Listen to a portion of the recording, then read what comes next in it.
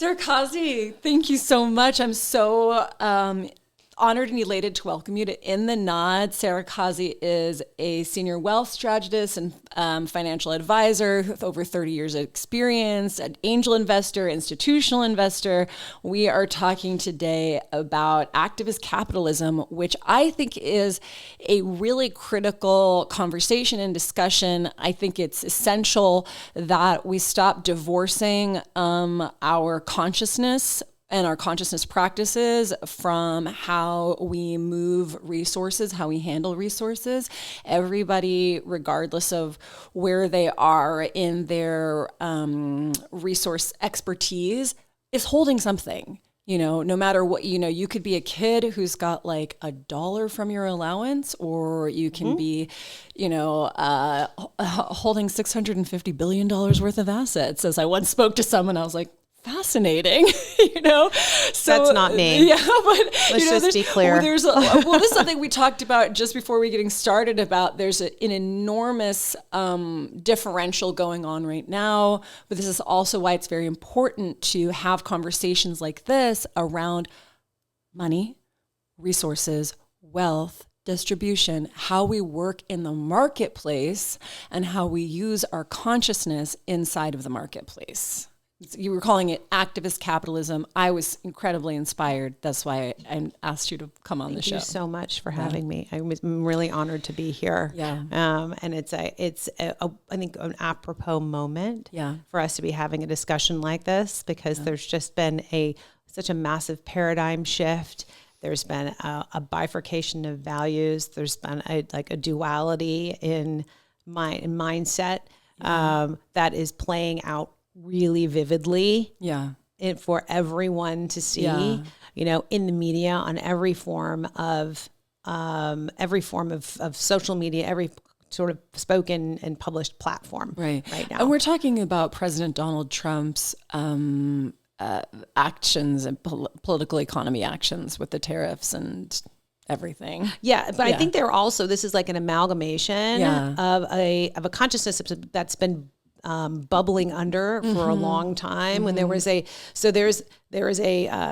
thought process around women and money. Let's just go back to that for one second. So let's start with there. So we'll start with women and money. So historically, women have been a lot less educated around financial resources. Absolutely. Right. There had to be legislation passed to allow us to actually have some autonomy over our own decision making. I mean, we're talking about women could get a credit card for the first time in 1970. 1974. 1974. That's recent events. That's very recent history. Yeah. Put it this way. My mother was 35 when she was first able to have a bank account, credit card, or mortgage in her own name. Now, she was married, so that wasn't necessary. But when she was divorced in 1982, it was almost impossible for her to establish any credit in her name. Yeah. She'd never signed a check without my father's name being on the bank account.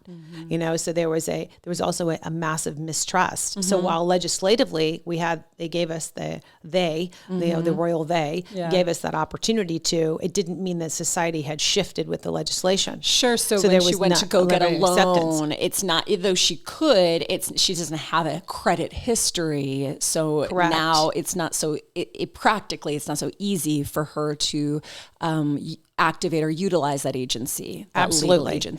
It wasn't automatically granted, even though it was very hard earned. It definitely wasn't automatically granted. So there was because of that, there's always been a scarcity mindset. Because if you lack the knowledge, then it breeds into your fear.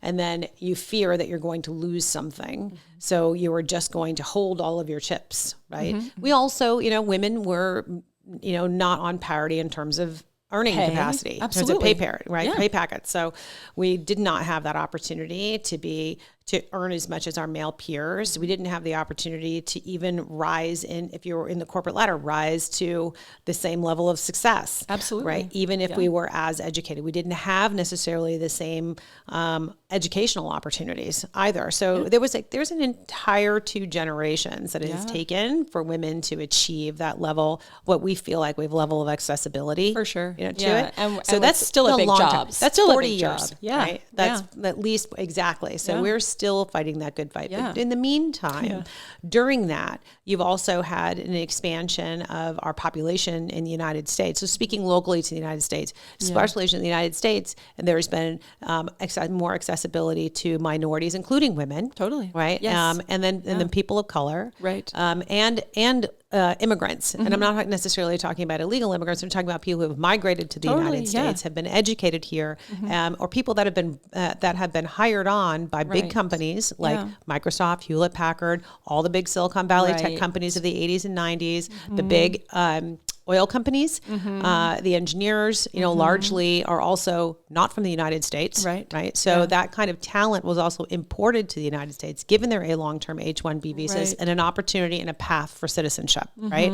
Or at least permanent residency. Yeah. So that exploded over the last 40 years. So where did that leave the imperialistic, colonizing,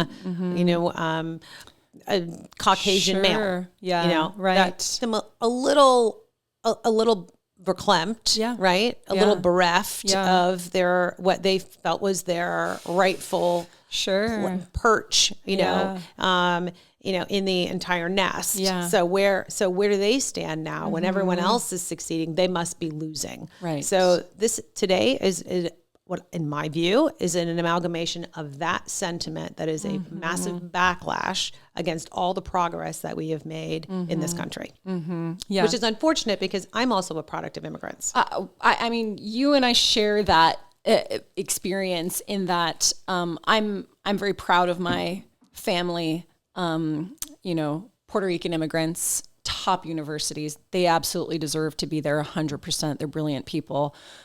Wouldn't have been there without affirmative action. Let's just be real. Not because they didn't deserve it, but because of the different ways because of the prejudices that were in place. Exactly. So that said, I am curious if you feel that the current political economy strategy, do you feel it's doing any benefit to the U.S. economy at all?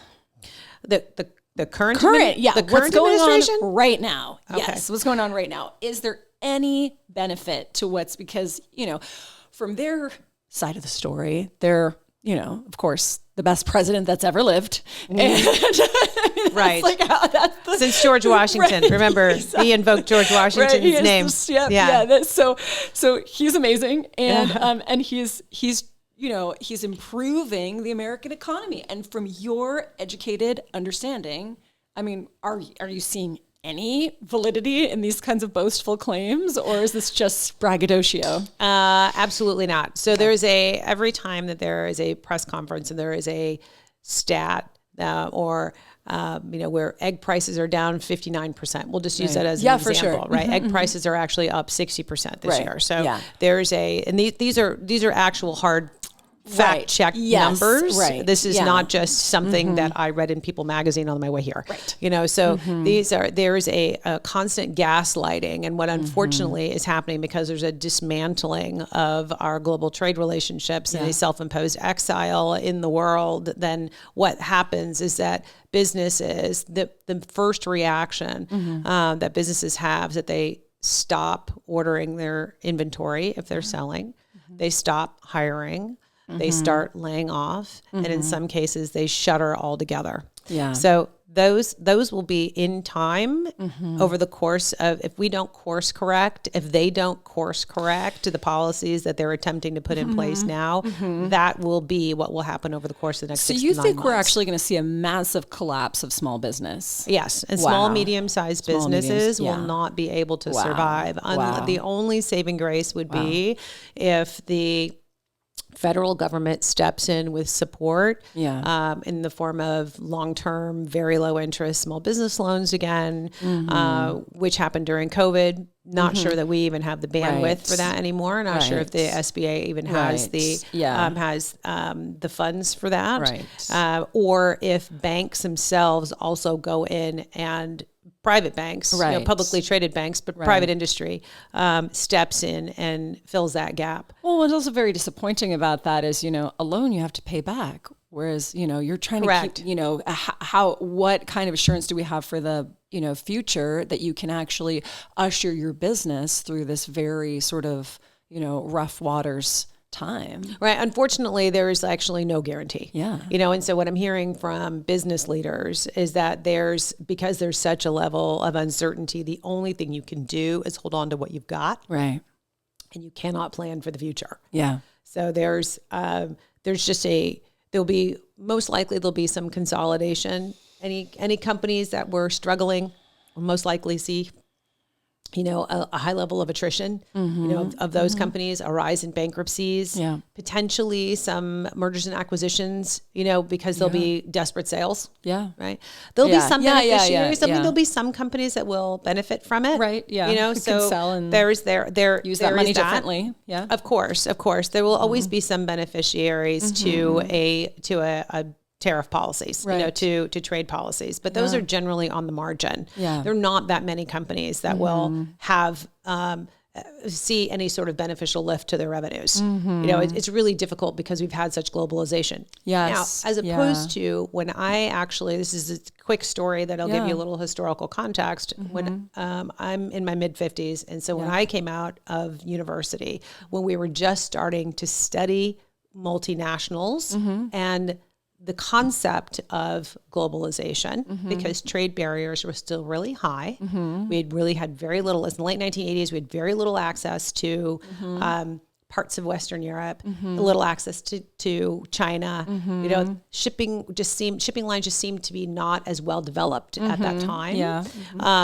We were just starting to talk about how companies could plant subsidiaries in different areas of the world. And at the time, it was not necessarily product or high value, high tech companies. It was more commodity based. So we're talking about raw materials. Yeah. Right. Coffee, Shipping raw materials. Exactly. wheat, Steel, oil, soybeans, wheat. Right, So agri products, chemicals, Gold, steels, right. Liquid natural gas. There was American company called Freeport McMoran, that had their LNG, was processing plants in Indonesia, so that was a big case study, back in the day. Got it. If you think about it from like the late 1980s until now, wasn't really that long ago. Yeah. Right. That was less than 40 years ago. Yeah.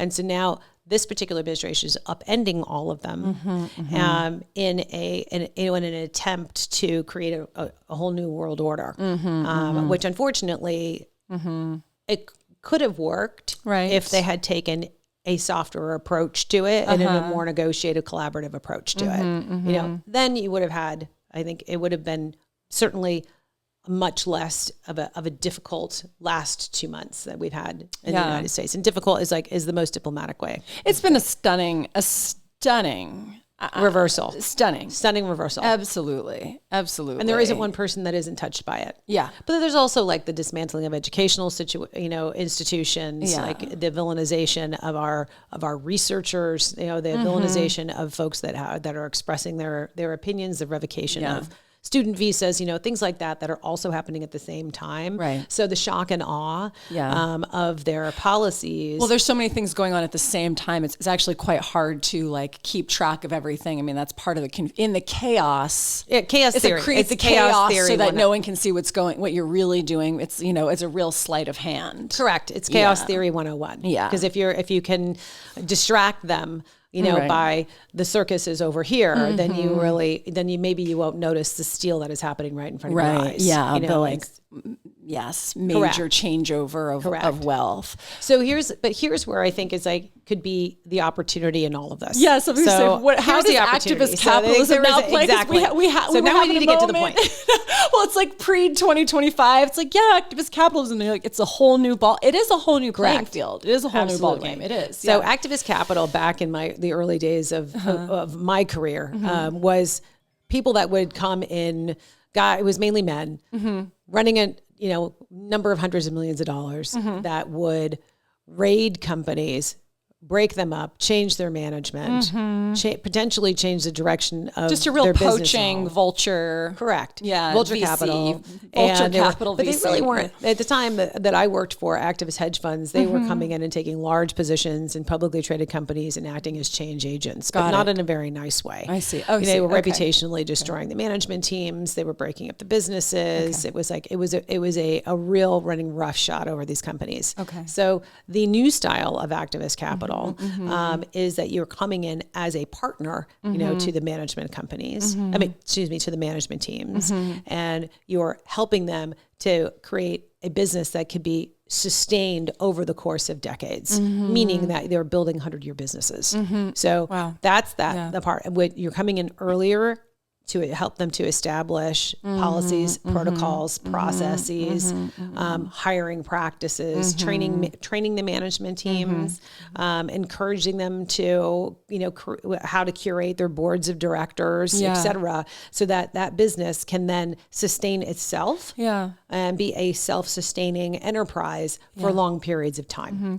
So that's the difference between, I think, what happened previously and what is happening now. Yeah, that's really fascinating. I actually think it's a really powerful consciousness for, maybe a lot of people, already have that psychic, orientation, but creating a business that can sustain itself for 100 years, that creates communal prosperity. Correct. For the stakeholders, the people they employ, the families that benefit from that for, a substantial amount of time. That's actually a really beautiful. It's a great psychic position. Well, it's a great psychic position, but it's also, I think what it creates though, it creates better financial returns, longer, a longer leash on profits. Because these are all for-profit businesses. Right. I don't generally work in the nonprofit world. I believe in nonprofits and I believe in charities and the work that they do. But primarily the work I do is in for-profits. So I think that waterfall or cascading effect has a much more powerful and lingering effect in communities than potentially some of the shorter term initiatives of nonprofits. So that's just a distinction. But from a for-profit standpoint, if you can, again, create a stability, in the teams that are running it and facilitate the execution and the pivoting and the coaching, and this we're talking about capital providers coming in early, coming in again, right? Continuing to double down on these businesses and continuing to help them nurture and also nurturing the businesses and and also bringing in their own networks, bringing in business opportunities to them.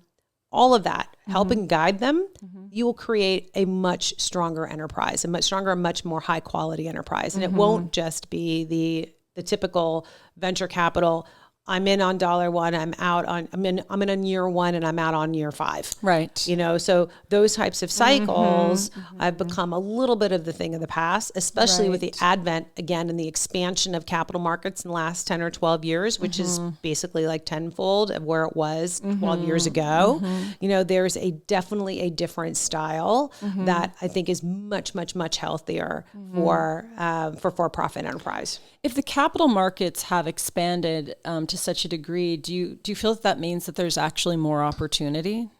I feel like there is much, much more capital that is at play. Got it. So does that lend itself to opportunities? Yes. If you're smart and you know how to work it. Exactly. Well, if you are also, if you're keen on next generation innovation, then America is still, even with what's happening right now, is still by far the hotbed of innovation. I'm not sure if we will ever be able to actually compete head to head with China.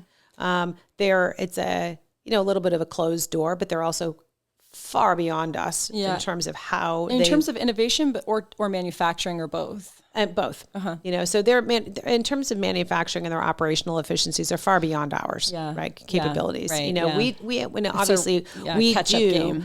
Right, but we do export high value. High value.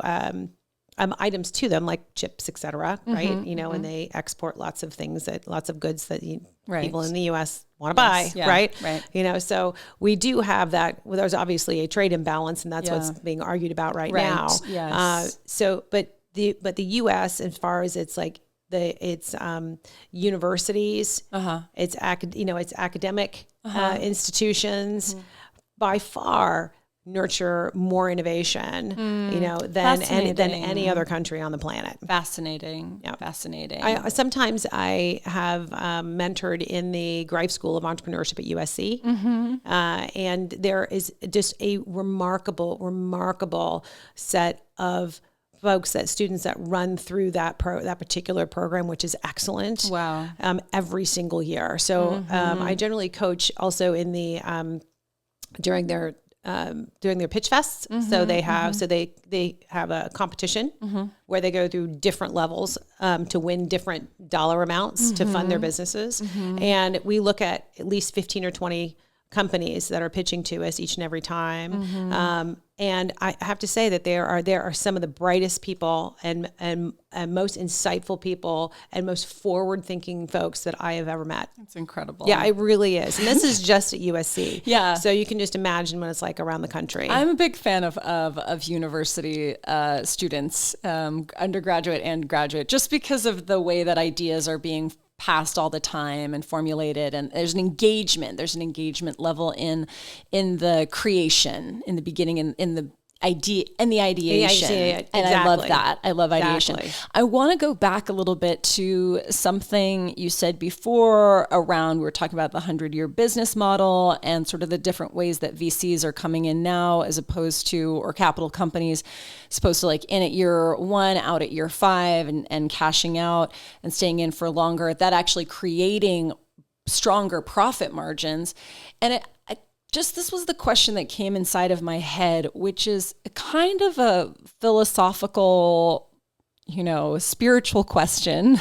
And that is, do you think global prosperity is a real thing? Do you really think we can have global prosperity? Will we always have this imbalance of economic parity?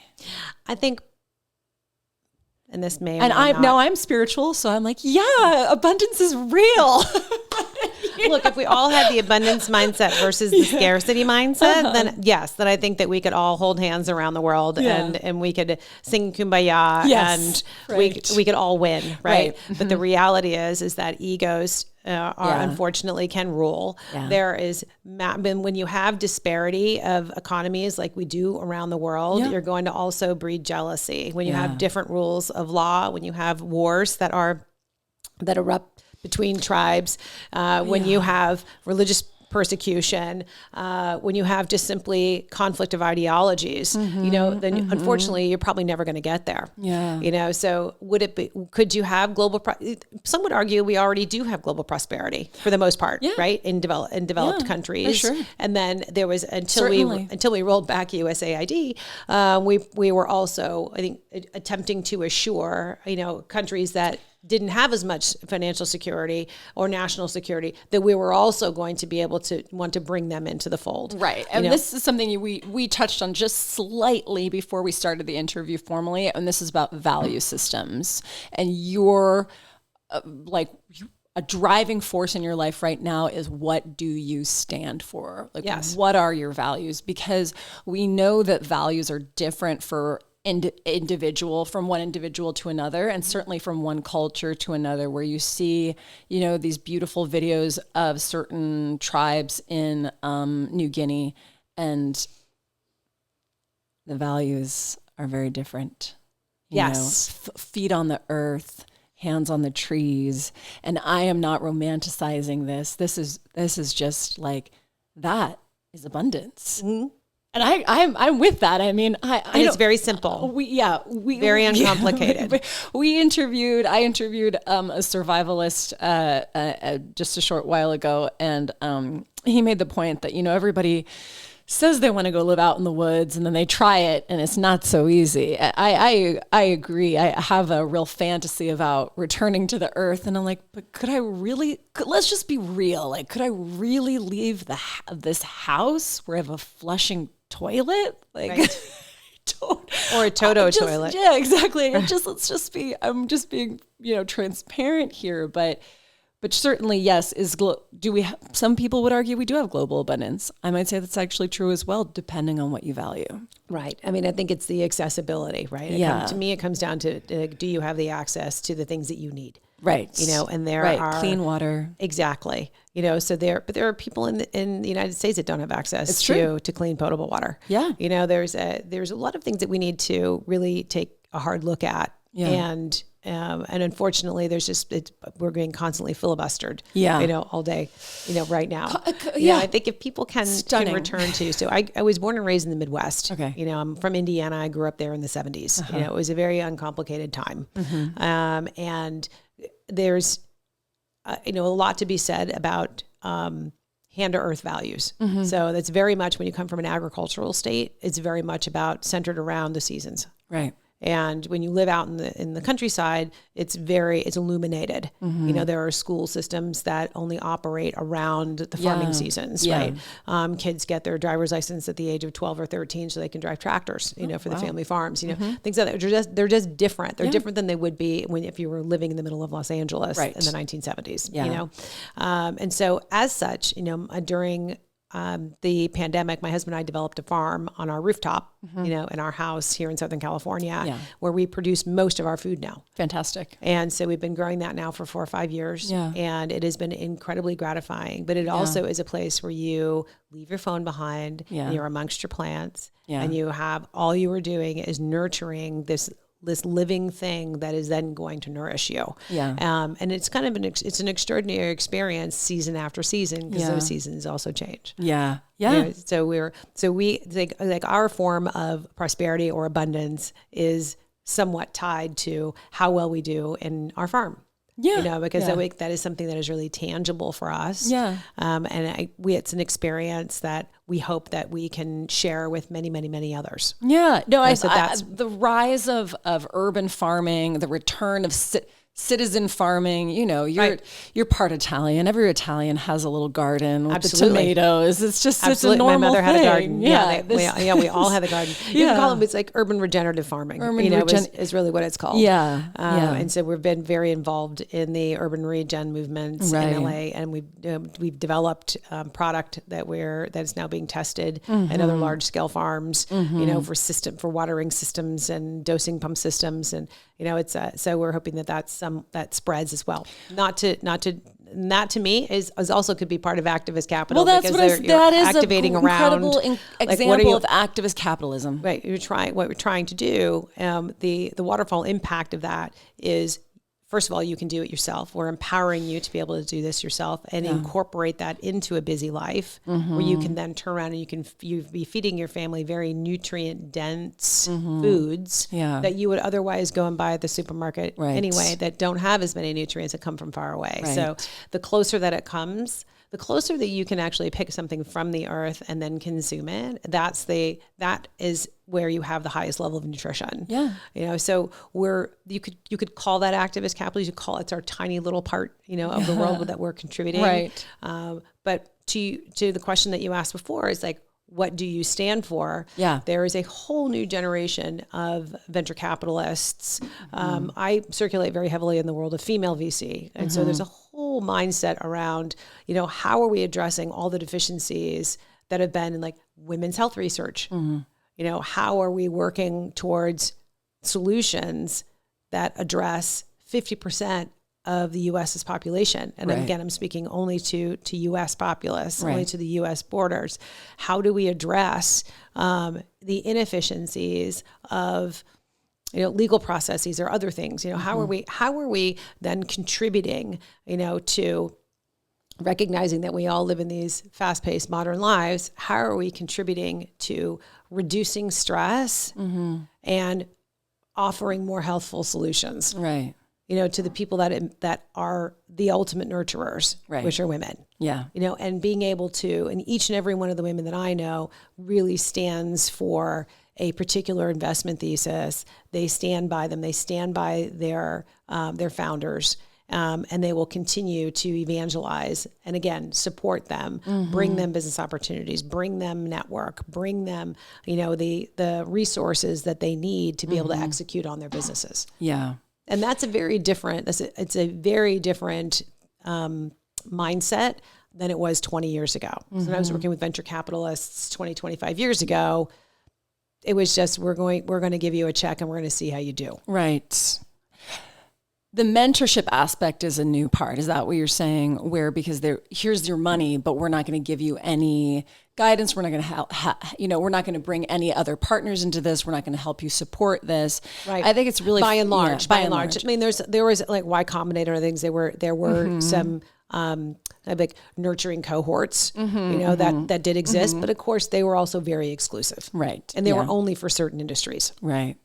I think this is, so fascinating, just again, bridging this investment thesis, this economic thesis with a for-profit model, because these are not businesses that are not geared, they're not geared toward generating high profit revenue. Correct. And looking to have category defining industries as well. So part of my role when I am a partner in a venture capital firm, or I'm also on the board of We Global, which is Women Entrepreneurs Global, is to help develop first of all, the financial wherewithal of the management team, as well as their impact policy.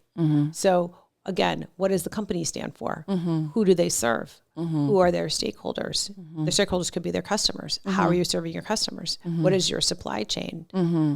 How are you ultimately serving the municipality and the community that you operate in? So all of those questions that need to be answered, that if you're a CEO and you're a new CEO, you're simply just trying to raise enough money to hire a few people to get things going, right? So you need to have the teams that are around you that you really can't afford to hire. Yeah. You need to have those voices around you that will help facilitate. Right. So that's part of what who have vetted the supply chain vendors so that you're working in ethical spaces. Correct. Yeah. Or offer them different solutions if they have, just like go out and again, if you're putting your capital at risk, that's a powerful evolution. Well, then if you're putting your capital at risk, you also want to achieve a multiple outcome on that, on that at-risk capital. So why not be helpful? Why not, right? And so if you are, I've turned down many an opportunity to put money into companies that I thought would probably do pretty well, but they were only run by, young white men that came out of Google, or they just didn't fit. They just didn't fit the impact, that I'm looking for. They just didn't have. I wasn't. I'm not interested. I'm very interested in women's sports. Right. Very interested in sports media that centers around women's sports. But I'm not interested in funding, a new form of a men's golf league. Right. So that's not. Maybe an investable idea, potentially investable, potentially it doesn't fit your value system, but it does not fit my value system. So more often, and by the way, there are plenty, to your point earlier, is there opportunity out there? Yes, there's lots of capital. Is there opportunity? Yes, you just have to find it. And it will be uncovered to you. Yeah. Sometimes you just have to be patient. Yeah. Yeah. And as you said, there's more capital at play. Yeah. We're seeing right now a kind of movement of such capital through the current political administration in a way that is maybe a little bit antithetical to the role that we were on before, but there's still a movement happening. Things that, it's just important to pay attention. Just because they roll back all regulations around environmental protections does not mean the companies that have spent billions of dollars to conform to environmental regulations are suddenly going to roll those back themselves. Right. They're not going to suddenly stop using water filtration systems, or different things, right? They're not going to suddenly start to pollute rivers and streams just because this current administration says that they can. Now, I feel very lucky that, and there's two sides of it. One is luck, one is earned, one is, we want to honor the things that you have, but I'm just prefacing all of this to say that we have a party, instead of getting plasticware, I spend the extra dollars to buy the biodegradable stuff. I can't help it. I can't buy the plastic. I feel an immense amount of guilt knowing that there's biodegradable plasticware available. Why wouldn't I spend the extra money? But I understand that there are people who feel like they're balancing the family pocketbook and no, they don't want to spend the extra dollars. And I don't know if that's just a PR campaign situation or if that's a reality where it's, but I just sort of wonder around that in the future where, there's an element where just because all environmental regulation that has been rolled back doesn't mean that companies, for-profit companies or for-benefit companies that are standing for something can't continue to make an impact by highlighting and what they are doing and how this does just help. Staying the course. Just staying the course because people want to be involved in that, Just staying the course is fine. There was and actually this administration, given the fact that they have such uncertainty in our trade, relationships, can give rise to other companies domestically that would probably have had a little rougher time finding market share, for example. So to your point about buying biodegradable plasticware for a dinner party, right? For a barbecue. So I buy the bamboo, right? So I just say anything that's a renewable resource. I also buy bamboo toilet paper. Yeah. My husband doesn't like it, but it's fine. It runs out really fast, but we get it too. It's fine. But it's also a renewable resource, right? And it doesn't come wrapped in plastic. It comes wrapped in paper and in cardboard, and you can incinerate it if you have your own incinerator. I mean, there's other things that you can do, right? As a consumer, there are things that you can do. Yeah. But so to the point of, in all of this chaos, in all of this confusion, where's the opportunity, right, for other companies? And then are those companies simply retrenching in their own, in their value systems, in their mission? So, for example, there's a company that I work closely with that has developed a biodegradable, recyclable cotton material. Okay. So it's a cradle to grave company, meaning that you can take a t-shirt that has been worn out and you can send it back to them, and then they will have it reweaved into a virgin cotton. Wow. So that's an oversimplification of the process. For sure. But that's ostensibly it. Yeah. And so they have the ability to take over fashion. Yeah. Right. But fast fashion has overwhelmed the U.S. consumer because we haven't had any restrictions on de minimis packaging. Well, it's so cheap. Exactly. I have to cough. Okay. Sorry. But this particular company, because now we're tariffing all imports from China, because most of the Temu and Shein come from China. Sure. So those $800 or smaller purchases are now being tariffed at 145%. So they're a lot less. They're a lot more expensive. Wow. So your teenager isn't going to order their $60 box from Shein anymore. That $60 box is now going to be $120, right? It's not going to be $140. Okay, maybe they're going to think twice about it. Yeah. So there's a company here that can actually scale up to now take over textile manufacturing domestically. So we do have textile manufacturers in the United States, but by large, they're in India and China, right?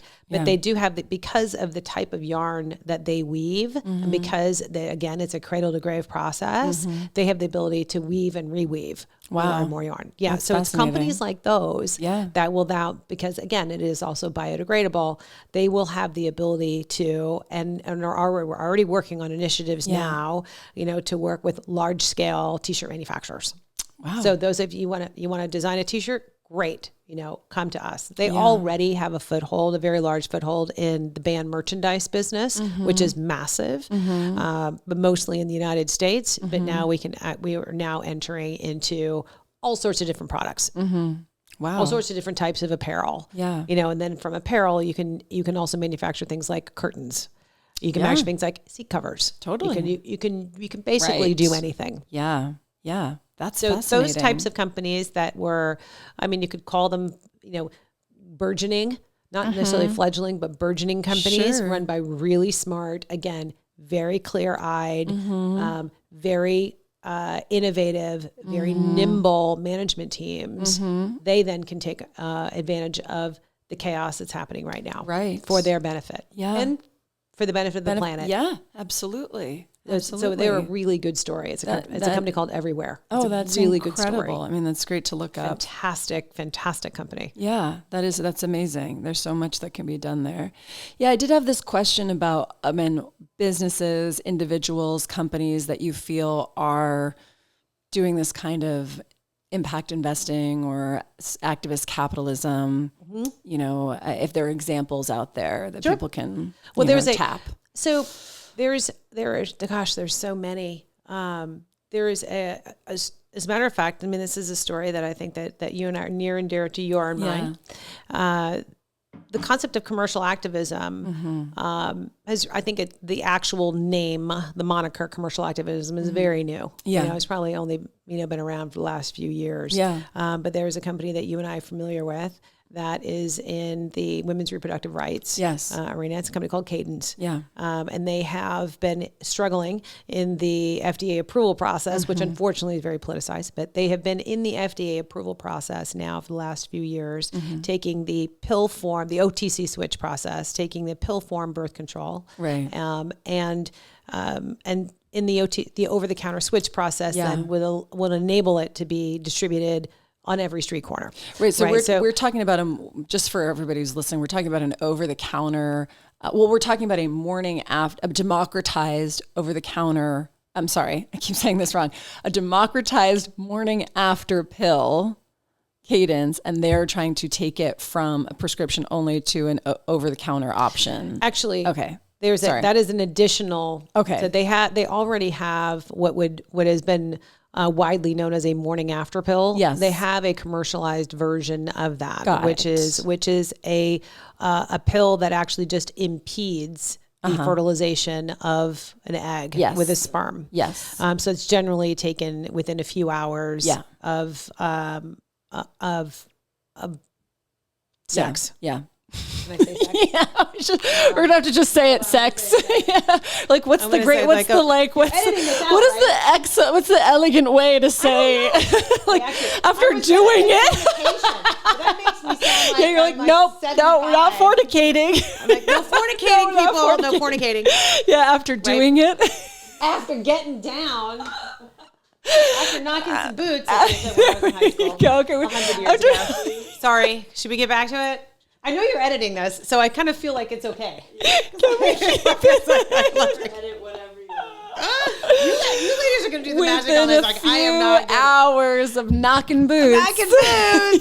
But then you gotta take your pill. Of the sex act of intercourse. Intercourse is the intercourse. See, I told you my brain was going to freeze.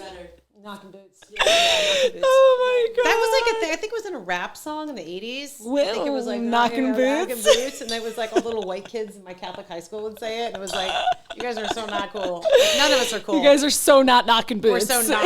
Yeah, so in your dreams. Schools, like, no one's doing any of this. In your dreams, you're knocking boots. I know, it's just a dreamland.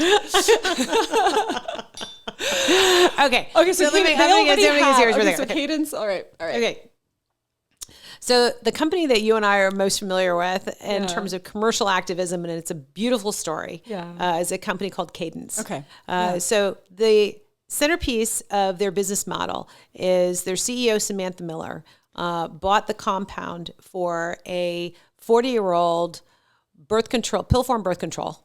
That if you're anywhere within the last 40 years, if you were ever prescribed pill form birth control, you probably took it.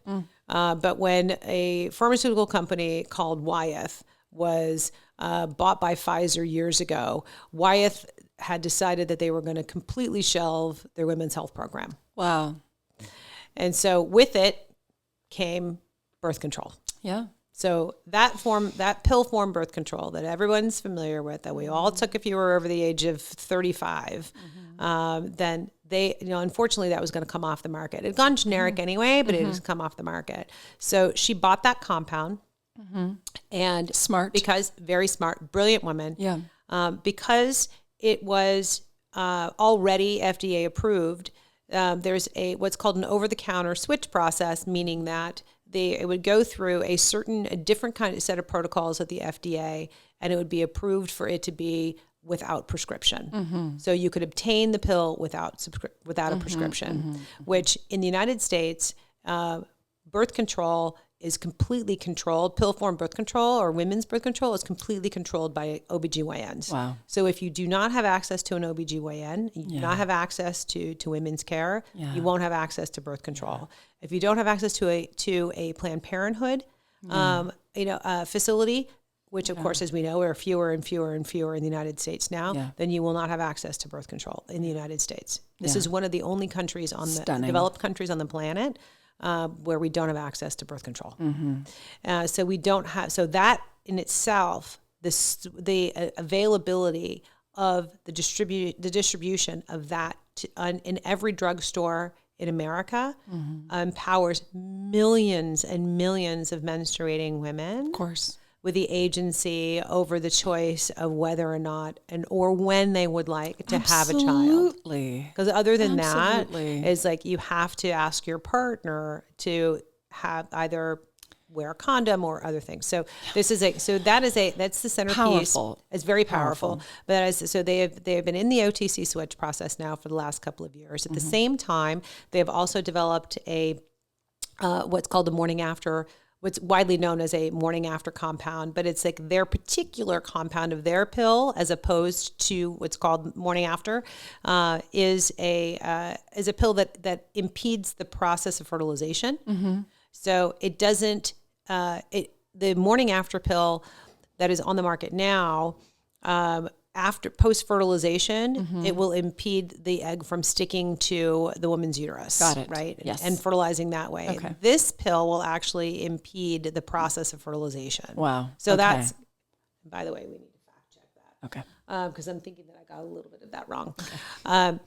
But they have also developed and commercialized their version of a morning after pill, as well as they are commercializing other birth control, other types of urinary tract infection and yeast infection medications as well. So they will have a full suite of women's health, women's health solutions for hopefully fully commercialized by 2026. Oh, yeah. And the waterfall effect, the cascading impact to women in the United States, you can obtain any of their products in 150,000 drugstores around the country, as well as online. Yeah.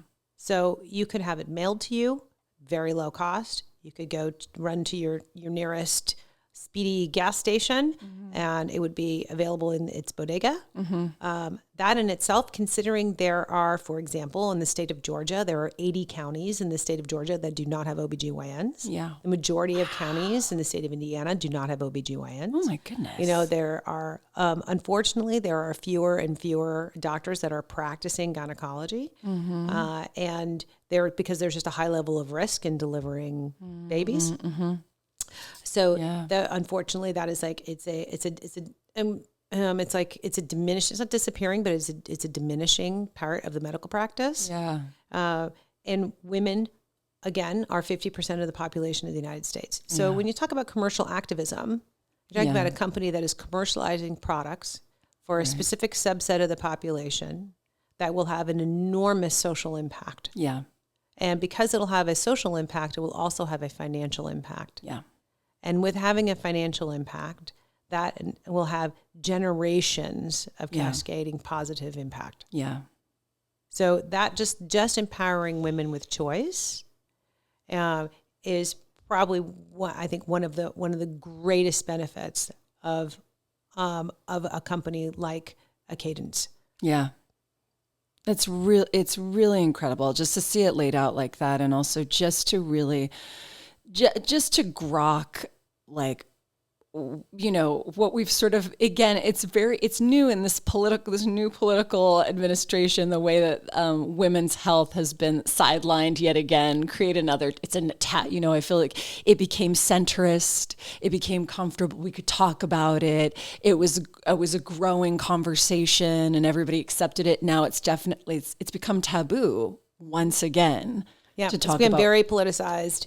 talk about women's health, the fact that women have bodies. Oh my God, she's got a body. It bleeds. Well, they've also babies. just like created, state legislation she's got a mind that is very punitive towards women. That was criminalizing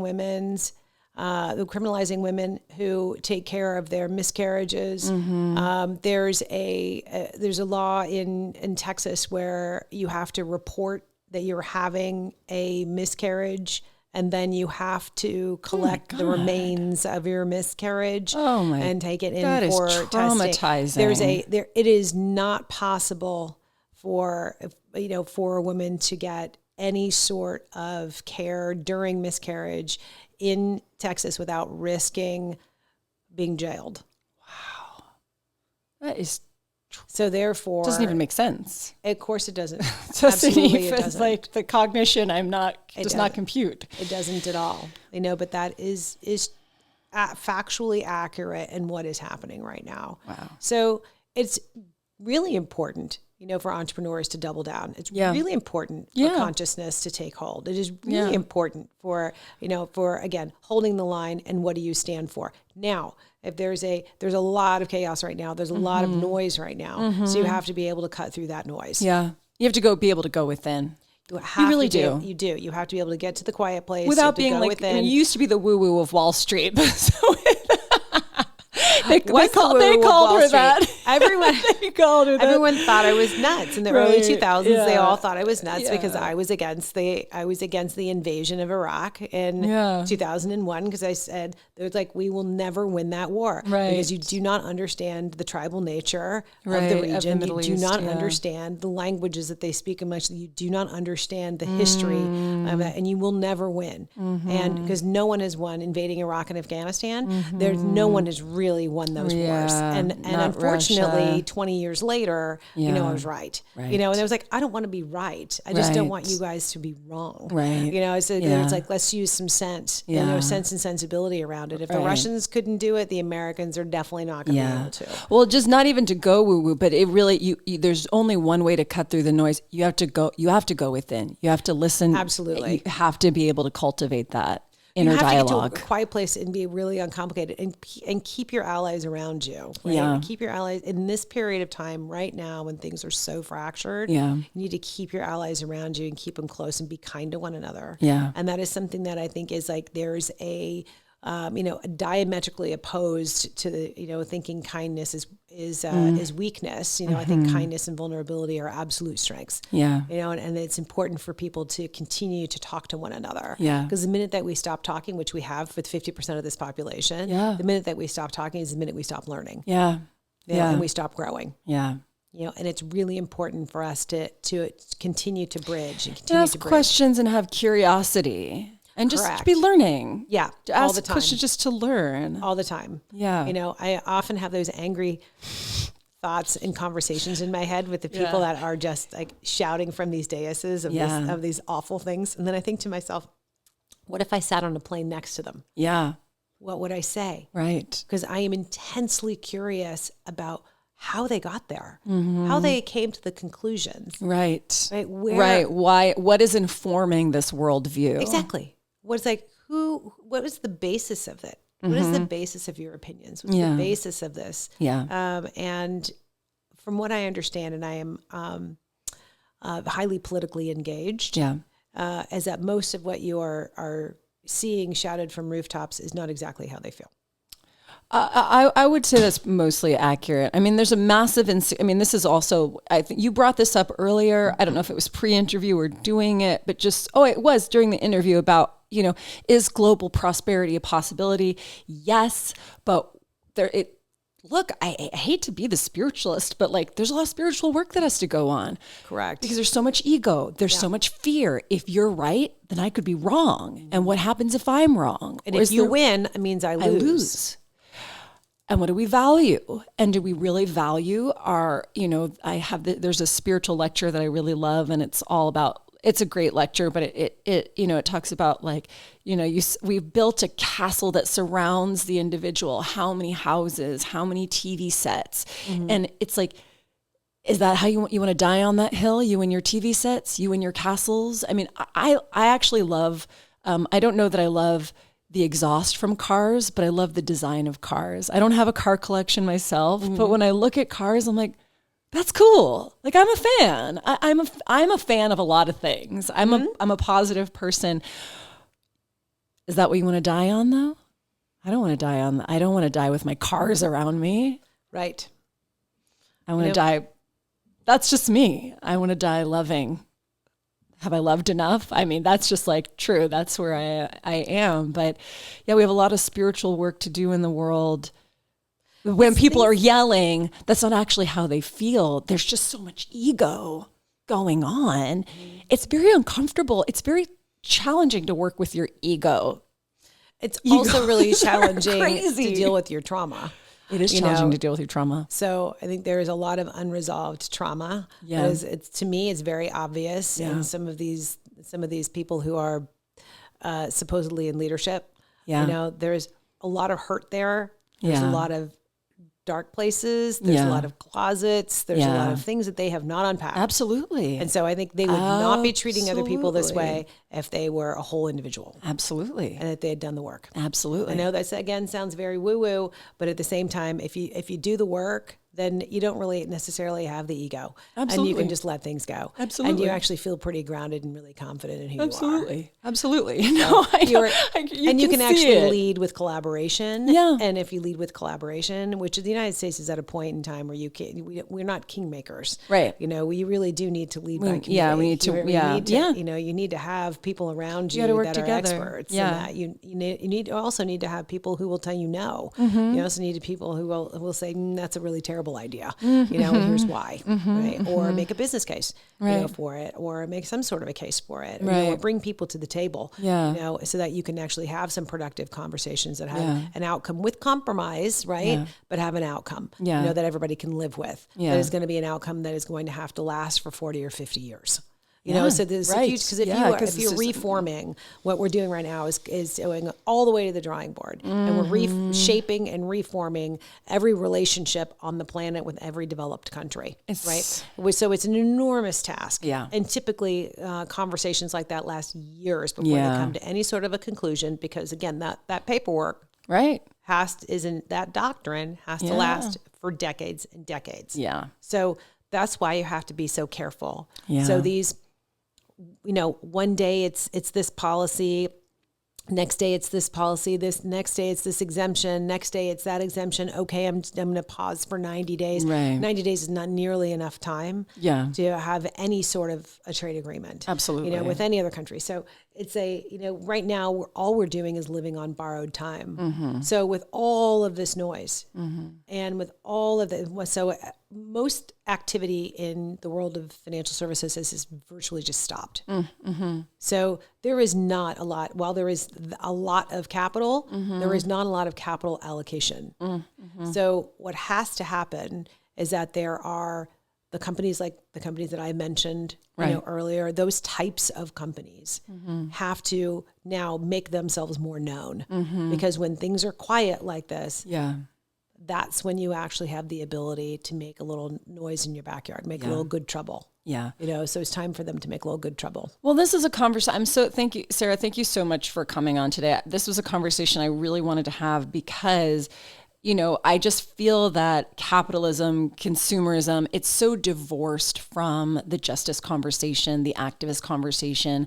A lot of times when you talk to an activist, a lot of them are sick of the consumer identity and sick of consumer culture. Totally get it.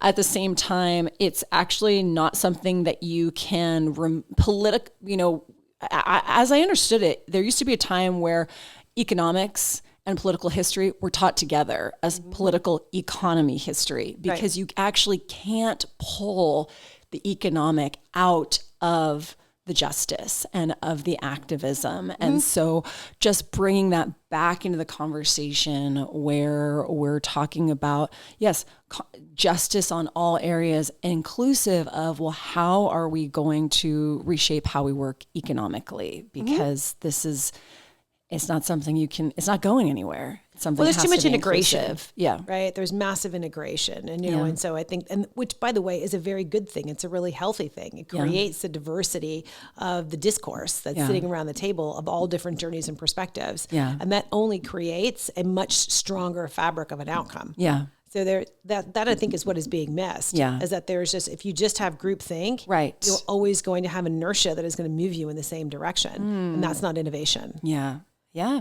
So that's like, why are we trying to dismantle that is only to our own detriment. Right. I mean, again, you're an immigrant, yes. right? You're a daughter of immigrants. Yep. You're a daughter of, you're a product of a tribe. Yeah. Indigenous right? peoples. Yeah. Indigenous peoples, as am I. Yeah. And so, but I was born and raised in the United States. I consider myself an American. I have a dual cultural heritage that I'm very, very proud of, but I'm still American. Yeah. But by any stretch of the imagination, if I walked right in front of, of our current leadership, they may not think so. And that's a very bizarre concept for all of us that are in the Generation 1 population. Right. So it's a fascinating world to be alive in right now. It's a fascinating world to witness, to bear witness to all of this, but you have to get active, get active around your values and continue to retrench. So I apologize if I got really far away from the concept of active capitalism, but there's so many things, so many concepts right now that are very intertwined. They're all intertwined. This is a fantastic conversation around identity, around economy, around financial literacy. I mean, this is also about, one of my big takeaways from this conversation is actually have the self-esteem to get educated. That the individual, it's unfortunately, it's a bit of an onus on the individual to have the inner self-esteem to say, like, I need to go inform myself because the way the world is working right now, this information isn't going to be spoon-fed to me. It's not going to be handed to me. But I need to outfit myself. I need to empower myself with understanding, because if I have the understanding, I can do something. And we did come out of a time where we were making good on the idea of America. We're getting to an interesting part of this where the idea of America was a good idea. Now, it's been a 300-year, 200-year process to make it work, to make it actualized. But the idea was good. Now, we seem to be going against the idea where we're not educating people with equity. We wanted to create an educated public. We're also not educating people at all in certain places. Right. The state of Florida just last week, just as an FYI to you, is now dismantling their advanced placement and international baccalaureate curriculums from all of their high schools. Wow. So there will be no advanced placement. Weird. It's a very strange time. What's the and there's like the book burning and the removal of Maya Angelou from the Naval Library. I mean, these things are very real. This is not conspiracy theory. Right. These things are very, very real. And with that, it becomes more important. I think they are trying to cut costs. By cutting costs, they're cutting opportunities for Floridians. Right. So if you're in Florida, then buyer beware, in terms of your educational system there, because then you will just, where do you go from there? Totally, how do you compete? Well, and if you're a homeowner and then it's hard to just pick your family up and move. Correct. It's hard to do that. People don't have necessarily the mobility that they did, which is why this fantasy of bringing manufacturing back to the United States is merely just a fantasy. It's just it's a figment of somebody's imagination, somebody's wild imagination. But again, this is not a movie. Right. This is real life. And it's affecting millions and millions of people, and people are terrified. So this is again why people need to get active. And if you are in that position where you control influence, capital, power in some way, and you can utilize that power for good, not evil, but you utilize that power for good and impactful in your communities, then I think it's incumbent upon all of us to do that. Yeah. And that's the constant repeating of that same message over and over again. Yeah. And so to you, in terms of like the information age, we're at the like the pinnacle of the information age, the over-information age. So you really have to parse through it, and you're not going to get accurate information from a TikTok video. Yeah. You know, it's not going to come to you in sound bites. Right. It never does. Yeah. You know, so like, let's turn off the computers. Let's turn off the phones. It's like taking, absolutely. Everybody's got to get to that quiet place. At least read a book. Read. Libraries, primary documents. Download something from Audible. You know, if that makes it easier for you. Sara Qazi, thank you so much for being on In the Nod today. This has been an incredible conversation. Thank you very much for having me. I appreciate it.